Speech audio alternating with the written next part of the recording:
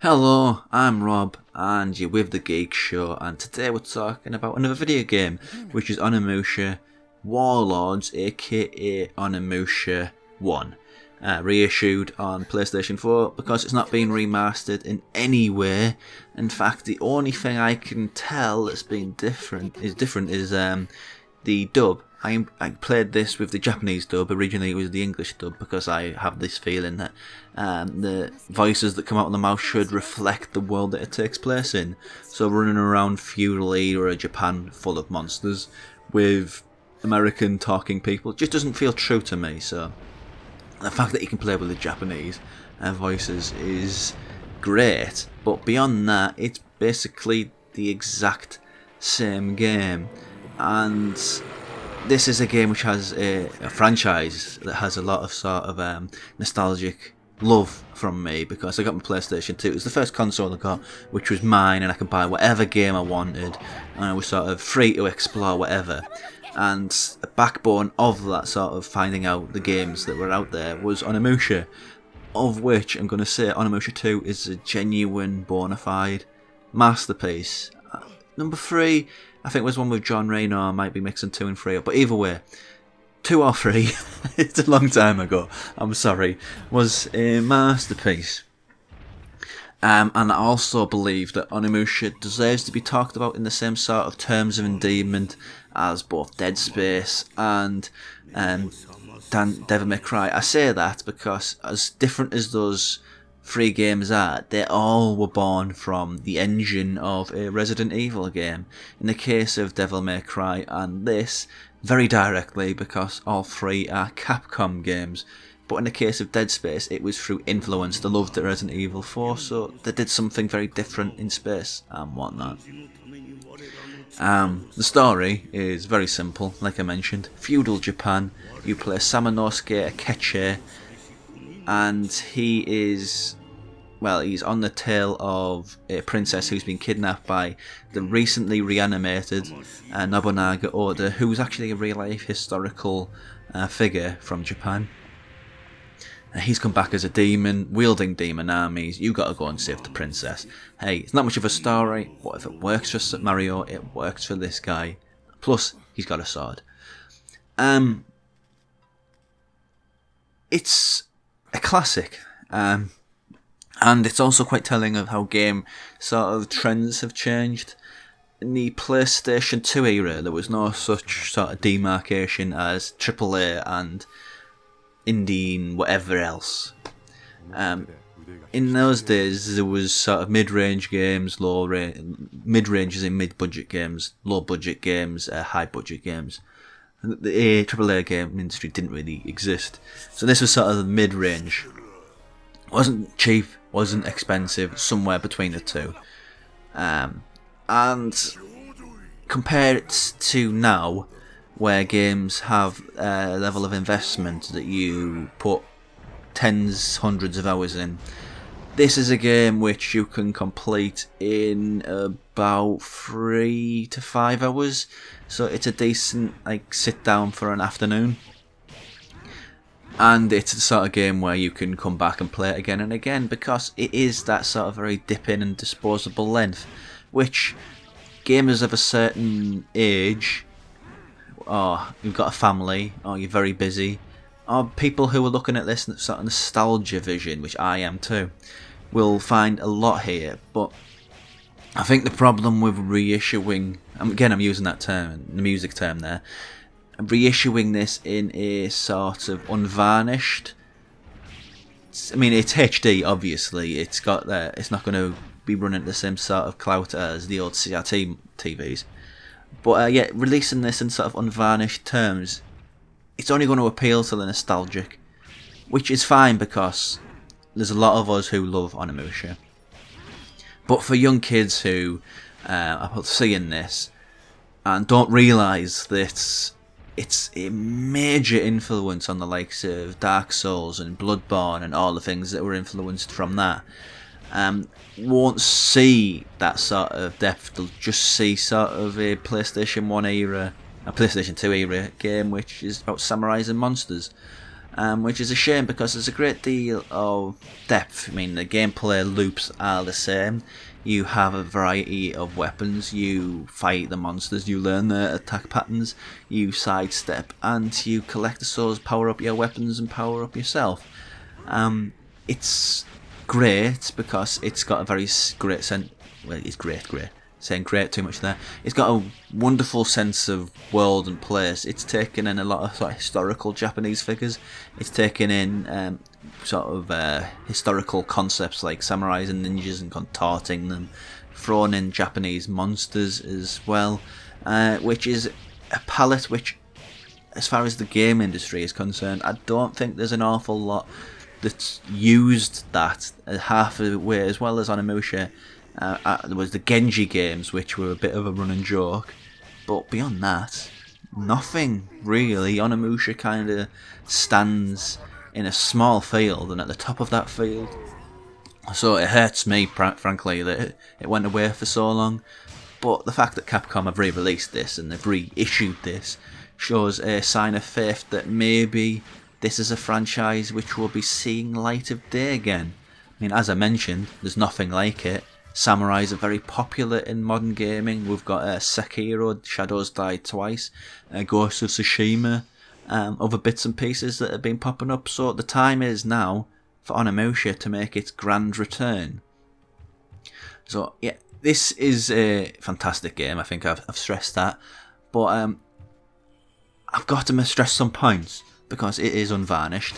So there is some things here which only those that have a sort of tolerance from playing it in the past will be able to appreciate. The first one, seeing as though this is a perfect scene to sort of encapsulate it, is Onimusha is like Resident Evil 1, 2 and 3 in the sense of you have static camera environments. You move from one part of the room to the next and the camera will shift. It was used to great effect in those survival horror gun games. This is survival horror technically, but you've got a big sword and you're never weak. But it can get the surprise on you, and sometimes you can be shocked by people who are standing out of your line of sight. So it takes a little bit of getting used to it, because we have been spoiled by modern games design and we don't remember where we came from. So yeah, this is a fascinating reminder, and also a terrifying reminder because of how hard these things used to be, because of stuff like that. Also, it doesn't save every 50 yards or every room or every scenario. So if you die, which I've played this in normal and it's not likely because it is pretty easy, it does open up other options for extreme difficulties, but you will die and it won't pick up where you the last autosave, because there is no autosave except after bosses. Yeah, there is no autosave except after bosses, but as soon as you die, it'll take you to the menu and it'll be at your last save point, and save points are quite regular, but they're very sporadic. But also at the same time, you can't skip cutscenes. So if you hit a particular point in the game and it's just too difficult, and let's be honest, there is a point in this game which made me realise that modern gamers are spoilt, because I was, I don't know how old I was, but 2002, I was in secondary school or high school if you're watching this in America, and I did this no problem. You couldn't just jump on the internet because the internet wasn't as readily available. I wasn't going to phone one of those hotlines where it give you all the tips because, well, I'd get in a lot of trouble because they were expensive. So I cracked this game on my own, and playing it now, there was a bit puzzle. There's puzzles in this. It's fundamentally word-based puzzles. You pick up books and they will fill in clues for you, or puzzle boxes, which I think there's one later on in this gameplay where you have to sort of do things over and over again. And there's one example like this where Samanosuke is trapped in a box, and you play it as the other, like, occasionally playable character there, Kaede, and you have to solve a water puzzle. And there's a perfect storm of bad nostalgia there. I mean, the good nostalgia is all the things I talked about at the beginning of this game. The bad nostalgia is you have this puzzle, this water puzzle. There's Kaede. I'm probably pronouncing that wrong. But you have this water puzzle, and you have to do it over and over again. There's 2 puzzles before that.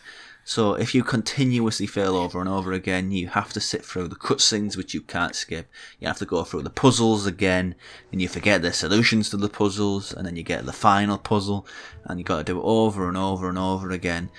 I mean, there's some things that I wish they would have amended, like skipping cutscenes would have been great.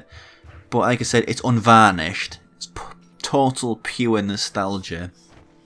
I love every second of it. It takes me back. Every single thing takes me back. It's a game which is very finishable because it's only 3 hours long. It's not too taxing. It's just great, and I hope that people see this, especially younger gamers, because this is an 18-year-old game now. I hope that younger gamers see this, and they like the trend of current like samurai games, and they think this looks cool. I'd like to give it a try, because I hate something that's so forgotten about outside of its cult of fans, you know, be forgotten, because I want to see more of this franchise. Maybe a return, or maybe just the future iterations of the series, 2 and 3, getting a similar treatment. But either way, yeah, this has been an absolute blast revisiting.